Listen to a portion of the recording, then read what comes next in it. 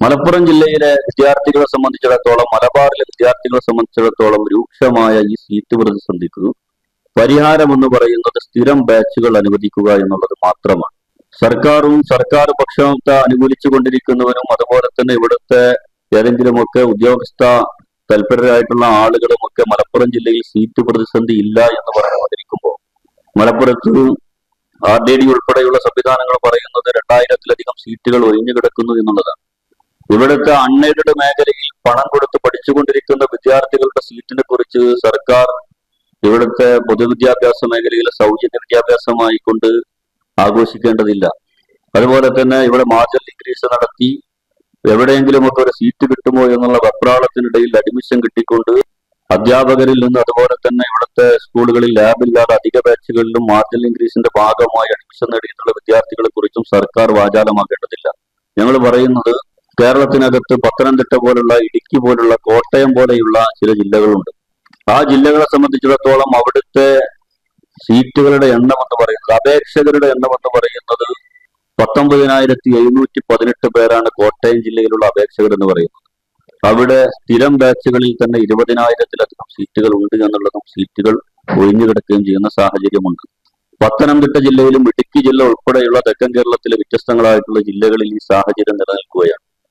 എങ്ങനെയാണ് പത്തനംതിട്ടക്കാരൻ കേരളത്തിന്റെ ഖജനാവിലേക്ക് നികുതി നൽകിക്കൊണ്ടിരിക്കുന്നത്, എങ്ങനെയാണ് കോട്ടയത്തുകാരൻ നികുതി നൽകിക്കൊണ്ടിരിക്കുന്നത്, അതുപോലെ തന്നെ മലപ്പുറത്തെയും മലബാറിലെയും മനുഷ്യർ നികുതി നൽകിക്കൊണ്ട് കേരളത്തിന്റെ ഖജനാവിലേക്ക് അതിന്റെ സമ്പത്ത് നൽകിക്കൊണ്ടിരിക്കുമ്പോൾ ഈ വിഭവ വിതരണത്തിൽ ആനുപാതികമായി വിഭവ വിതരണം പങ്കുവെക്കുന്നിടത്ത് ഭീകരമായിട്ടുള്ള വിവേചനങ്ങൾ സർക്കാരുകൾ തുടർന്നുകൊണ്ടിരിക്കുന്നു എന്നുള്ളതിന്റെ അവസാനത്തെ ഉദാഹരണമായി ഈ വർഷവും പരിഹരിക്കപ്പെടാത്ത മലപ്പുറത്തെ ഈ സീറ്റ് പ്രതിസന്ധി നിലനിൽക്കുകയാണ്. ആ സാഹചര്യത്തിൽ മലബാറിലെ വിദ്യാഭ്യാസ വിഷയങ്ങളിൽ ഒരു വിട്ടുവീഴ്ചയുമില്ലാതെ സർക്കാർ ഓഫീസുകൾക്ക് മുന്നിൽ, ഇവിടുത്തെ DD ഓഫീസായിരുന്നാലും അതുപോലെ തന്നെ ഇവിടെയുള്ള RDD ഓഫീസായിരുന്നാലും അതുപോലെ തന്നെ മന്ത്രി സംവിധാനങ്ങൾ ഉൾപ്പെടെയുള്ള MLA-മാർ ഉൾപ്പെടെയുള്ള സംവിധാനങ്ങൾക്ക് മുന്നിൽ ശക്തമായ സമരങ്ങളുമായി മുന്നോട്ട് പോകാൻ തന്നെയാണ് ഫ്രട്ടേണിറ്റി മൂവ്മെന്റ് തീരുമാനിച്ചിട്ടുള്ളത്. കഴിഞ്ഞ ദിവസം ഞങ്ങൾ RDD-യെ കണ്ട് ഇതുമായി ബന്ധപ്പെട്ട ഒരു നിവേദനം ഞങ്ങൾ സമർപ്പിച്ചിരുന്നു.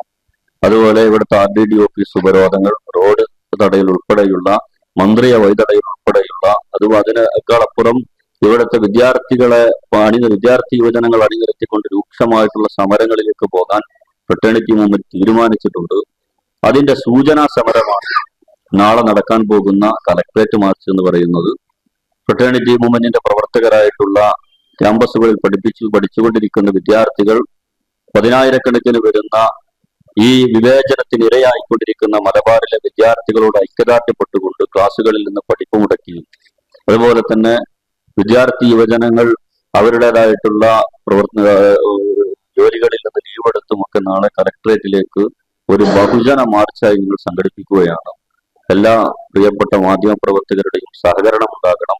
മലപ്പുറം ജില്ലയ്ക്ക് വേണ്ടി വേറെ ഫ്രട്ടേണിറ്റി മൂവ്മെന്റിന്റെ നേതൃത്വത്തിൽ ഒരു നിവർത്തന പ്രക്ഷോഭം എന്ന് പറയുന്നത് കഴിഞ്ഞ 2-3 വർഷങ്ങളായി ഞങ്ങൾ തുടർന്നുകൊണ്ടിരിക്കുന്ന ഒരു സമരമാണ്. അതിന്റെ ഒരു നിവർത്തന രേഖ പുതിയ സർക്കാരിന് മുന്നിൽ ഞങ്ങൾ സമർപ്പിച്ചിട്ടുണ്ട്. ആ നിവർത്തന രേഖയിൽ അടിയന്തര സ്വഭാവത്തിൽ മലപ്പുറം ജില്ലയിൽ പരിഹരിക്കപ്പെടേണ്ടുന്ന 10-30 ആവശ്യങ്ങൾ മുന്നോട്ട് വെക്കുകയും ആ നിവർത്തന രേഖ അംഗീകരിക്കുന്നത് വരെ തുടർ സമരങ്ങളുമായി മുന്നോട്ട് പോകാൻ തന്നെയാണ് തീരുമാനിച്ചിട്ടുള്ളത് എന്ന്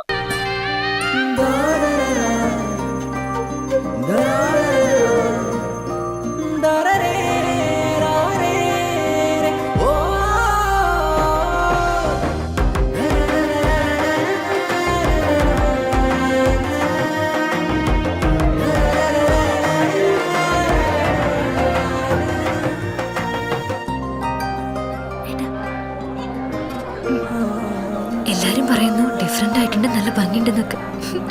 നല്ലതല്ലേ? ഞാനല്ല, സ്വർണം. Safa Gold and Diamonds, different by design.